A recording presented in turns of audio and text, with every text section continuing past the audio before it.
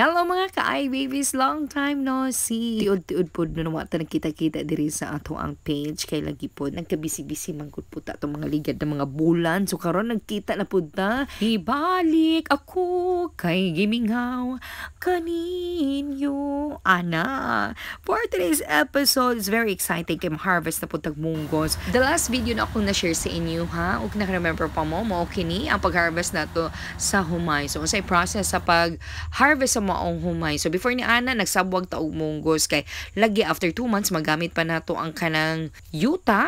So kay dugay lagi maabot ang tubig. So kinahanglan nato magmunggos kay sayang ang panahon. So mao ko na kini ang maong munggos, no?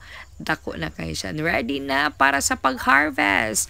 Og niari na side wala ko nag-apil-apil sa pag-harvest, no? Kay lagi na atay mga ginaatiman. So akong gibuhat ni Ani, ato na lang yung gipang bidyuhan ang kaning ato mga pag-umangkon. So sa mo rin taw ning kayutaan na gamay. So mao ni ako ang family, mao ni ako ang mga pag-umangkon. So bakasyon Manila, tudluan na to mga kabataan na dili lang magsigunit-gunit sa cellphone kun dili kabalupod mangita og kwarta. So ano sila kay para daw magdula daw sila di adto sa computeran. Dili pwede na mga yura mo pang-harvest mo og munggos para makakwarta og mabuhat ninyo unsay gusto ninyo og kung magdula man mo ana. So tudluan na to mga kabataan, basta light lang na mga work, no? Pwede pa ta ma-child abuse. So go back to our video. Nakita dira na ng harvest na no og taman.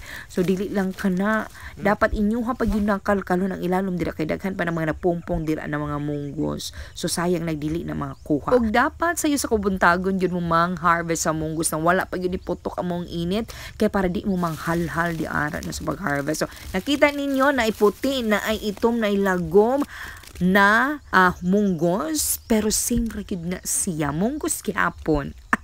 Depende na lang sa inyong pagluto, no?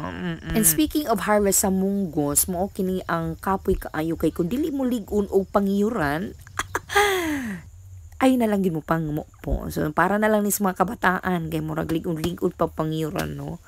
Unsa ko no? So mao kini ang pinaka-crucial na part sa ato pagpamupo pag-harvest sa maong munggos nato, no? So kinahanglan to siya palpalon og taman. So katong mga broken hearted na kalagot sila mga ex, palpala. Dili ang munggos ang naong sa ex. Kutsarot lang. Hilui. Char lang, uy.